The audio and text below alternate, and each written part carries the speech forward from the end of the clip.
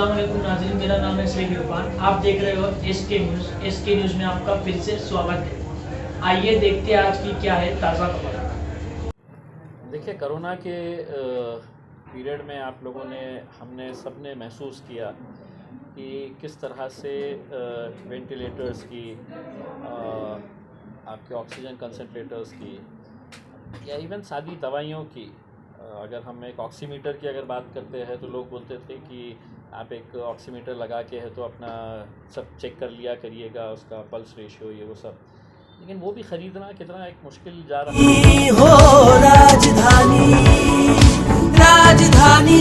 था ये पीरियड में, तो सबको ये महसूस हो रहा था। अपने तौर के ऊपर असद साहब ने फिर ये फ़ैसला किया है कि कम से कम जहाँ पर हमारे नुमाइंदे हैं वहाँ पर हम कुछ इक्विपमेंट्स अपने तौर के ऊपर दें। ये जो इक्विपमेंट्स हमने लेके आए हैं, ये मैं समझता हूँ कि ये सिर्फ एक पहली किस्त इसलिए बोल रहा हूँ मैं कि जो मंगाया गया था सामान, अगर आप 10 आइटम्स मंगा रहे हैं तो आपको 4 आइटम्स मिल रहे हैं। ये इंटरनेशनल लेवल की बात कर रहा हूँ मैं, क्योंकि ये इक्विपमेंट्स अब इतने डिमांड के अंदर है। उसके बावजूद तो एक पीरियड तो ऐसा हुआ था कि हम सोच रहे थे कि इतना कम आया है तो हमारे को भी ये आएगा या नहीं आएगा करके। लेकिन असद साहब ने आते ही सबसे पहले बिहार में भेजे हैं, जहाँ पर हमारे 5 MLAs है, वहाँ पर एक बड़ा कंसाइनमेंट गया। और उसके बाद फिर औरंगाबाद, धुलिया और मालेगांव के लिए भेजा गया है, जिसके अंदर वेंटिलेटर है, ऑक्सीजन कंसंट्रेटर्स है, ऑक्सीमीटर्स है, थर्मामीटर्स है और मेडिसिन का किट भी है। यानी कि दवाइयाँ का एक पूरा, कोरोना का एक पूरा पैकेट बना कर दिया गया है कि किसी को भी ज़रा सी भी शिकायत हुई तो वो पूरा किट का किट दे दें करके। अब ये छोटी सी चीज़ जो है वो इसलिए मायने रखती है कि आज के पीरियड के अंदर लोगों के अंदर इतना ज़्यादा ये हो गया है कि मेडिसिन्स एफर्ट करना हर एक के बस की बात नहीं है।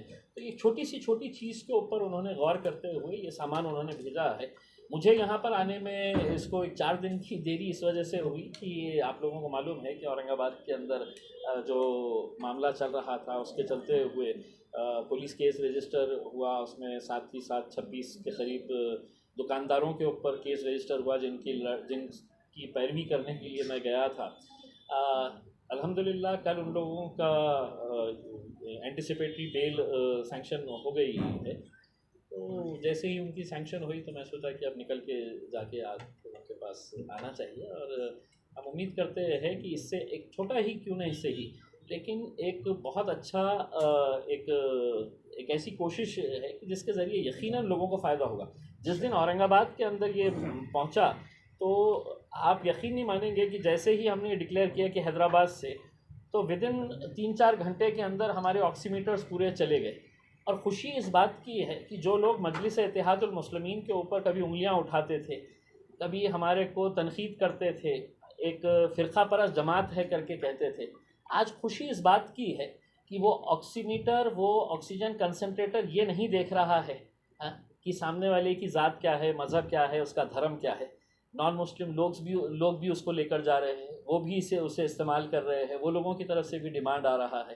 तो मैं समझ रहा हूँ ये असद साहब का हम लोग तहे दिल से शुक्रिया अदा करते हैं इसके लिए। सर, मालेगांव की आवाम को असद साहब की आमद का इंतज़ार है। उन्होंने वादा किया था कि मैं हर 2-2.5 महीना 3 महीने पे आऊँगा।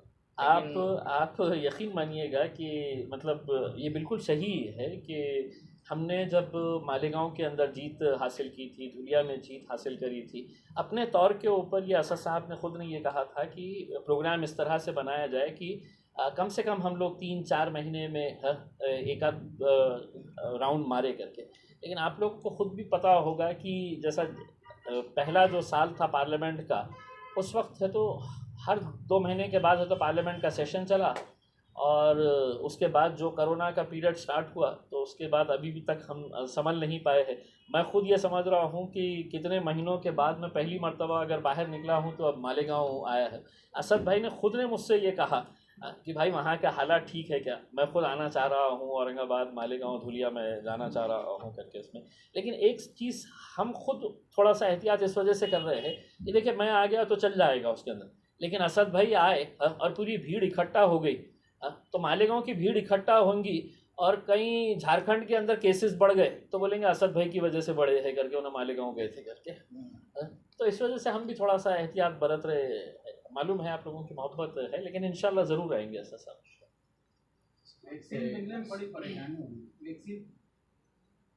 देखिए वैक्सीन आप लोगों ने अगर ख़ुद ने अगर देखे होंगे यूट्यूब के ऊपर, मैंने खुद ने पार्लियामेंट के अंदर एक भाषण किया था। जिस वक्त भारतीय जनता पार्टी के जितने भी एमपीज़ थे, ये जो भी भाषण देने के लिए खड़े रह रहा था, तो वो अपना सीना चौड़ा करके ये बोल रहा था कि देखो मेड इन इंडिया की हमारी वैक्सीन हम 78 देशों को पहुंचा दिए हैं करके, हम 75 देशों को पहुंचा दिए हैं। ये सब मोदी जी के राज के अंदर हो रहा है कि हमारी वैक्सीन हम पूरी दुनिया में पहुंचा दें। हमने उस वक्त है तो ये इस बात का ऑब्जेक्शन उठाया था, और बहुत ही पुरजोर तरीके से उठाया था कि हमारे लोग लाइन में खड़े हुए हैं, हिंदुस्तानी लाइन में खड़ा हुआ है, उसको वैक्सीन चाहिए, लेकिन आप पूरी दुनिया के अंदर बांट रहे हैं। मेरा खुद का भाषण है कि मोदी जी पहले एक एक हिंदुस्तानी को ख़त्म करिए, आप उनको वैक्सीन देना, जब पूरे ख़त्म हो जाएंगे, सबको देना मुकम्मल हो जाएगा, उसके बाद जिसको बांटना है आप बांटिएगा करके उसमें। लेकिन उनकी एक ये था, इतने सारे विदेश मुल्कों में जाके आए थे, और भी जाने का कहीं होगा उसके अंदर, तो बोले क्या हुआ, यहाँ के लोग अगर मरे तो क्या फ़र्क पड़ता है, मुझे तो दुनिया भर की सैर करना रहता है, तो मैं पहले वहाँ पे भेज दूँ। सर जितने भी इक्विपमेंट भेजे जा रहे हैं सेंटर से, उसमें PM केयर्स ऐसा लिखा हुआ है सब इसमें, यानी पहले तो ऐसा कभी देखा नहीं गया था कि सारी चीज़ों पे लिखा था। क्या ये वैक्सीन पे भी लिखेंगे, उसके सर्टिफिकेट पे तो लिखे दे रहे? देखिए हमको अच्छी बात ये लगी है कि आपके मुखालिफत सियासी तौर के ऊपर हो सकती है करके, लेकिन आप पश्चिम बंगाल के अंदर ममता बनर्जी ने नरेंद्र मोदी साहब की फ़ोटो निकाल के खुद अपनी फ़ोटो लगाई है। भाई आप हर जगह के ऊपर अगर बोलेंगे कि सब जो चीज़ हो रही है तो सिर्फ मोदी साहब की वजह से हो रही है, और उसके अंदर भी है तो अपनी पब्लिसिटी करेंगे, मेरे हिसाब से ये मौका नहीं था। और इस मुल्क के अंदर आप माने या ना माने, पूरी दुनिया ये बात अब मानती है कि अगर इस मुल्क के अंदर कोरोना फैला तो उसके लिए बहुत ज़्यादा हद तक नरेंद्र मोदी साहब, अमित शाह साहब, भारतीय जनता पार्टी इसलिए ज़िम्मेदार है कि जब हमको और आपको बोला जा रहा था कि घर में बैठो, कोई घर से बाहर निकलना नहीं, तब ये जाकर है तो हज़ारों नहीं लाखों की तादाद के अंदर वहाँ पर इलेक्शन रैलियाँ कर रहे थे करके। जब कुंभ मेला आप हमको बोल रहे थे कि नहीं आप रमज़ान ईद के अंदर अपनी पड़ोस की मस्जिद में जाके है तो 25 लोग नहीं पढ़ सकते हैं, या किसी मंदिर के अंदर जाकर है तो कोई 10 लोग है तो पूजा नहीं कर सकता है, वहाँ पर आप कुंभ मेले के नाम के ऊपर लाखों लोगों को इकट्ठा कर देते हैं। और फिर ये इल्ज़ाम कि हमारी वजह से है तो ये कोरोना शुरू हुआ था करके, तो ये अब लोग भी समझ गए हैं, और जो कट्टर भक्त हुआ करता था उसको भी ये कहीं ना कहीं अब ये बात समझ में आ गई है कि नहीं अब ये बहुत ज़्यादा हमारी अंधभक्ति हो गई है करके, उसकी भी आंखें खुलने लग गई है। हुकूमत की जानिब से पहले ऐलान हुआ कि लॉकडाउन निकाल दिया गया, शाम को सारी खबरें चल गई, और उसके बाद अचानक कहा कि ये हमारा ऐलान नहीं है, तो हुकूमत में ही तालमेल नहीं है। ये देखिए ये खिचड़ी जो होती है ना, उसमें यही दिक्कत होती है उसमें कि साहब अब इतना बड़ा फैसला लिया जा रहा है तो हमको क्यों छोड़ रहे हैं करके। अब कांग्रेस को भी ये चीज़ का एहसास होने लगा है कि यार ये मलाई तो पूरी है तो सेना और एनसीपी खा जा रही है, हमारे को तो बिल्कुल कचरे में गिनती कर रहे हैं, हमारे को दखल ही नहीं ली जा रही है करके। तो उनका मंत्री फ़ौरन भाग के निकल के आया मीटिंग के अंदर, बोला बन खुल डाल रहे, सब खुल डाल रहे हैं करके। तो दूसरे दो को तकलीफ हुई, बोले इतना बड़ा फैसला उनने कैसा कर रहा है करके। तो बोले नहीं, एक्चुअल में मतलब सिर्फ इनकी खींचम तानी की वजह से, आप ये माने या ना माने, सिर्फ इनकी खींचम तानी की वजह से। जिस दिन है तो वरवटीवाल जो साहब है मंत्री साहब, उन्होंने ऐलान किए थे, उस दिन वो फैसला हो चुका था, लेकिन सिर्फ ये है कि इतना बड़ा फैसला वो कांग्रेस वाला कैसा करेगा, तो एनसीपी वाले के पेट में दर्द हो गए। हाँ, फिर सेना वाला बोला कि नहीं यार इतना बड़ा, मेरे तो उद्धव साहब टीवी पे आके सिर्फ यही बोल रहे थे बंद करो बंद करो, खोलने का है तो मेरे को नहीं बोल रहे, उन्होंने जाके बोल दिया है। तो इनकी आपस में खींचम तानी के चक्कर के अंदर ये हमको और 2-3 दिन झेलना पड़ा। ये साहब कारपोरेशन इलेक्शन मालेगांव में मजलिस अकेले लड़ेंगी या कोई गठबंधन वगैरह रहेगा?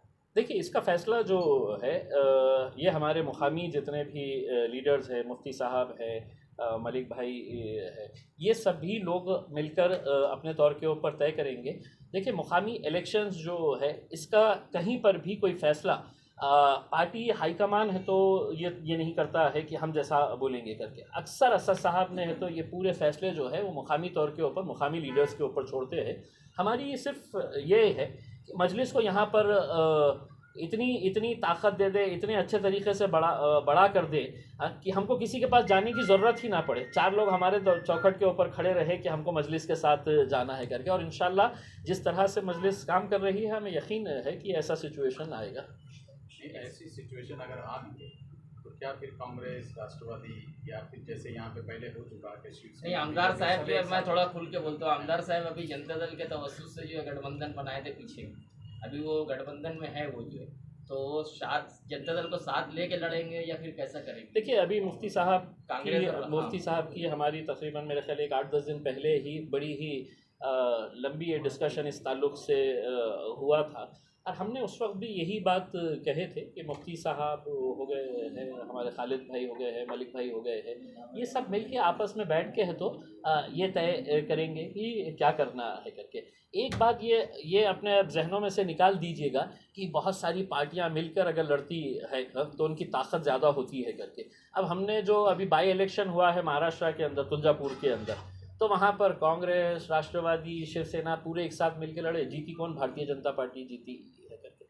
तो जो लोग काम करेंगे अब वो लोग टिके रहेंगे उसको, अब वो लोगों को है तो इस बात की फ़िक्र नहीं रहेगी। और हम तो यही चाहेंगे, देखिए हम ये चाहेंगे कि अच्छे नुमाइंदे मैदान के अंदर उतारे, जो लोग खिदमत का काम करना चाहते हैं, कौम का जज्बा रखते हैं, कुछ खिदमत खल्क करना चाहते हैं, ऐसे लोगों को मैदान के अंदर। आंकड़े मायने नहीं रखते हैं साहब, मतलब आप देख लीजिए ना उसके अंदर 2 MPs अगर है और दूसरे कितनी पार्टी के, मैं अगर आपको MP बताऊंगा कि आप इनके नाम जानते हैं क्या करके, उसमें तो क्वालिटी के ऊपर ज़्यादा जोर दीजिएगा, क्वांटिटी के ऊपर इतना वो मत करिएगा कि हमारे पूरे आए तो उसमें अच्छे। हमारे एक साबिक MLA थे आपके साथ दोस्त, पीछे टर्म में थे, कांग्रेस से अभी वो NCP में चले गए, क्या तबसरा लगता है ऐसा कुछ? देखिए, उनको अगर लगा होगा ये चीज़ कि NCP में जाके उनका फ़ायदा हो सकता है करके, तो वहाँ पर NCP के अंदर गए होंगे। अब ये आवाम को तय करना होगा कि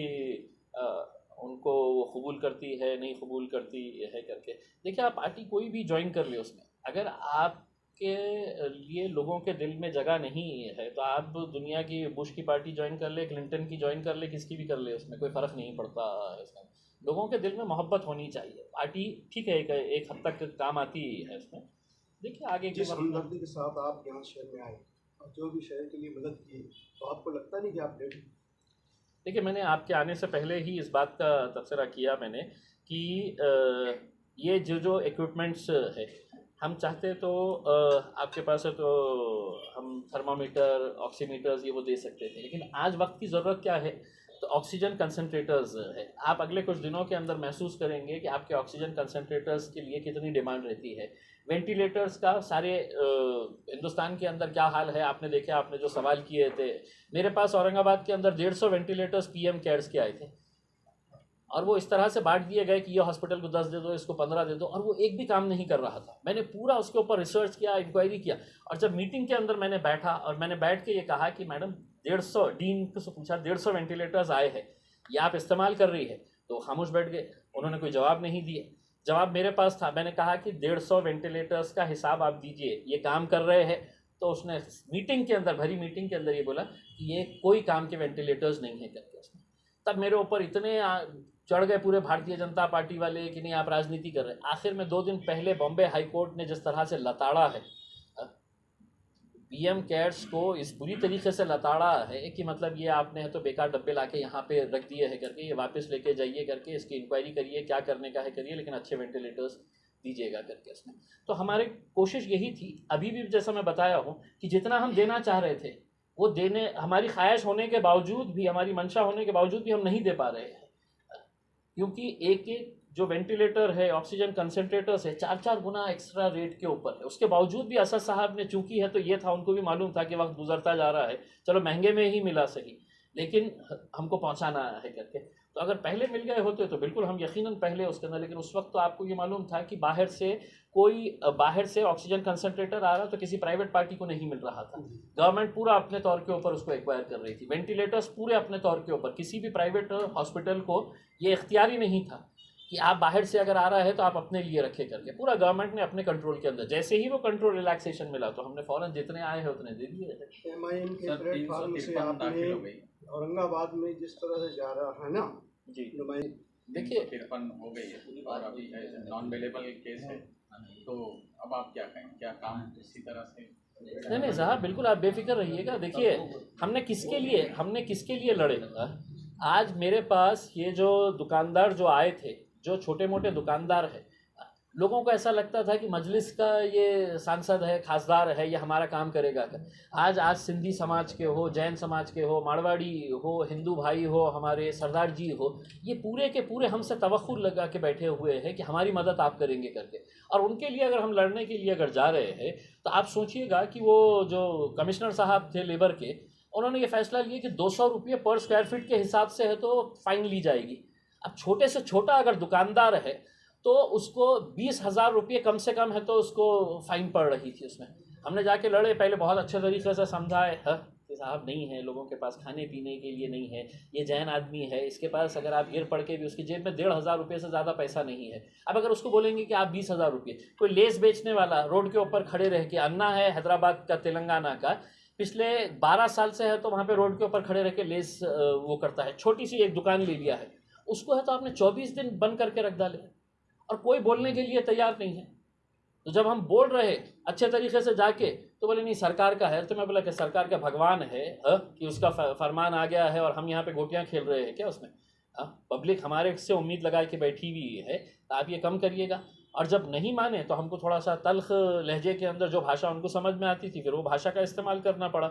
और वो भाषा का इस्तेमाल करने के बाद पता चला कि जिससे 20,000 ले रहे थे, 50,000 ले रहे थे, उनसे 2,000 रुपये, 2,500 रुपये और 5,000 रुपये फ़ाइन ली गई। तो वो लोग तो आज खुश होके गए हैं। एक केस हमारे ऊपर हुआ है, लेकिन ये जानबूझकर जो 353 लगाया गया है, मतलब सरकारी काम में अड़थड़ा, ये एक पब्लिक रिप्रेजेंटेटिव के ऊपर कैसा लगाया जा सकता है? आप ये बताइएगा कि कल किसी इलाके के अंदर कुछ गड़बड़ हुई है और वो इलाके के अंदर कोई किसी से मान रहे नहीं है, अगर उनको मानना है किसी से तो सिर्फ मुफ्ती साहब से। वहाँ की पुलिस अगर जाके फ़ोन करती है कि मुफ्ती साहब इधर आइए, यहाँ पे कंट्रोल करिएगा करके, मुफ्ती साहब जाते हैं वहाँ पे कंट्रोल करते हैं, तो क्या सरकारी काम में अड़थड़ा होता है? अगर आप वो काम कर लिए होते तो मुझे आने की ज़रूरत ही नहीं होती थी। आपकी हुक्मशाही, दड़बशाही चल रही थी बोल के हमने आए और जो भाषा आपको समझ में आती थी उस भाषा का इस्तेमाल किए हैं। अब आप हमारे ऊपर है तो 2 नॉन बेलेबल सेक्शंस है, 332 भी नॉन बेलेबल है और 353 भी नॉन बेलेबल सेक्शंस है। और मेरे साथ जो व्यापारी लोग थे वो पूरे के पूरे व्यापारियों के ऊपर सेम सेक्शंस लगाए गए हैं। अब खुशी की बात यह है कि कल पूरा जितने भी व्यापारी लोग थे उनके सबकी है तो हमने एंटिसिपेटरी बेल करवा दिए है। मुझे बोले हैं कि आप एंटिसिपेटरी बेल लो, मैं बोला नहीं, अब नहीं, आपने केस रजिस्टर किए हैं, अब आप अरेस्ट करिए। मालेगांव के मसाइल बिलखुसूस हाईवे के ताल्लुक से मुफ्ती साहब ने आपको कहा है, तो आप इस क्या मालेगांव के लिए कर सकते हैं? नहीं, जो भी देखिए पार्टी की तरफ से हमारी जब कभी ज़रूरत रहेगी हम बिल्कुल पूरी तरह से हाजिर है। मालेगांव एक ऐसा इलाक़ा है जहाँ पर बहुत ज़्यादा गरीबी, गुर्बत बहुत ज़्यादा है। यहाँ के इंडस्ट्रीज़ के इशू है, बेरोज़गारी के इश्यूज़ है। ये यकीनन अब जैसा मुफ्ती साहब ने मुझे बताया है, मैं ख़ुद हैरानी में पड़ गया हूँ कि नेशनल हाईवे अगर जा रहा है और मालेगांव को बाईपास नहीं दिया गया है, तो इससे ज़्यादा मतलब कोई हैरानी की बात हो नहीं सकती है। और यकीनन इसके अंदर कुछ ना कुछ तो भी शरारत है। तो हम जैसा ही आपके तरफ से रिप्रेजेंटेशन मिलेगा, मैं पर्सनली है तो गडकरी साहब से और सेंट्रल गवर्नमेंट